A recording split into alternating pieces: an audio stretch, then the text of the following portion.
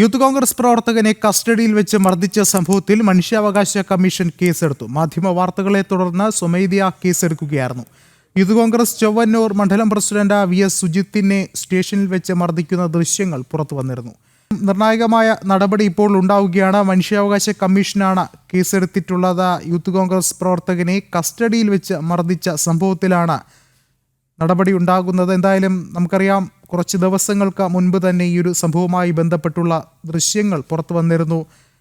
Youth Congress പ്രവർത്തകനെ സ്റ്റേഷനിൽ അകത്ത് കൊണ്ടുപോയി അതിനകത്ത് വെച്ച് മർദ്ദിക്കുന്ന ദൃശ്യങ്ങൾ പുറത്തു വന്നിരുന്നു. ആ ദൃശ്യങ്ങൾക്ക് പിന്നാലെയാണ് ഇപ്പോൾ മനുഷ്യാവകാശ കമ്മീഷൻ്റെ ഇടപെടൽ ഉണ്ടാകുന്നത്. മാധ്യമ വാർത്തകളെ തുടർന്ന് സ്വമേധയാണ് മനുഷ്യാവകാശ കമ്മീഷൻ കേസെടുത്തത്. ദൃശ്യങ്ങളിൽ ഇപ്പോഴും നമുക്ക് കാണാൻ സാധിക്കും എത്രത്തോളം ക്രൂരമായാണ് മർദ്ദനം എന്നുള്ളത്.